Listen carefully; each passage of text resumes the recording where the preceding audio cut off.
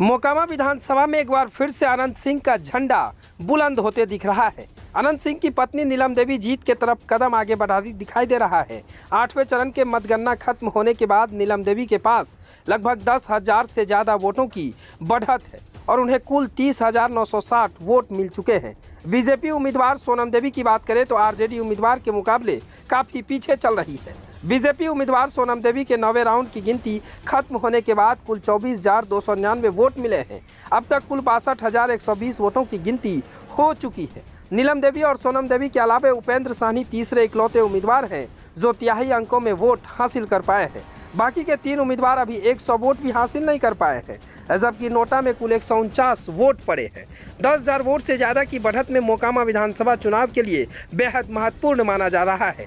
नीलम देवी की यह बढ़त जीत की तरफ जाते हुए दिखाई दे रहा है। गिनती पूरी होने तक यह बढ़त अगर नीलम देवी बनाए रखती है तो उनकी जीत तय है। इसलिए नीलम देवी के आवास पर, यानी साफ कहें कि अनंत सिंह के आवास पर कल से ही कई तरह के आयोजन हो रहे हैं। आयोजन बोले तो भोज का आयोजन, और जो खाना बनाने का सामान से लेकर तमाम वो सारी व्यवस्था अनंत सिंह के आवास पर कल से ही तैयारी चल रही है। अगर अभी करंट में बात करें तो 10:39 तक जो मोकामा से 12वें राउंड का रिजल्ट आ रहा है उसमें भी फिर आरजेडी को भारी बढ़त देखने को मिल रहा है। आरजेडी के खाते में 46,096 वोट गए हैं, तो बीजेपी की बात करें तो 33,944 वोट, यानी कि उनकी जो काउंटिंग की रिजल्ट है वो मोकामा में इतना पहुंचा है।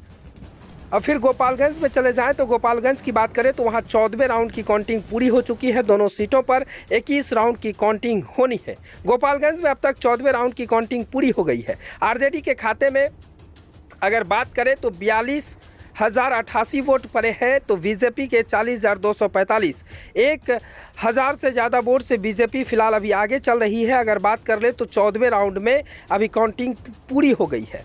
नीलम बोली, रुझान देखिए हमको मिल रहा है आशीर्वाद।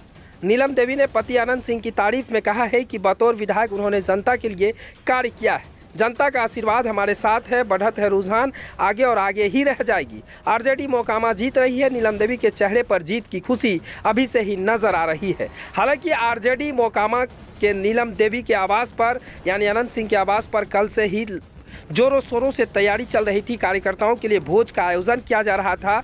तमाम वो तरह की व्यवस्था कल से ही चल रही थी। मोकामा की बात कर ले तो 10वें राउंड की काउंटिंग पूरी हो गई है। नीलम देवी अभी आगे चल रही है। और गोपालगंज की अगर बात कर ले तो गोपालगंज में भी बीजेपी आगे चल रही है। आपको बता दें कि बिहार में 2 जगह उपचुनाव होना था और उपचुनाव भी हो चुका है। आज काउंटिंग की प्रक्रिया चल रही है और इसी काउंटिंग की प्रक्रिया में अब गोपालगंज बीजेपी के हाथों पे जाने के लिए नजर आ रही है। तो आरजेडी की बात करें तो मोकामा अपने सीट को ले रही है।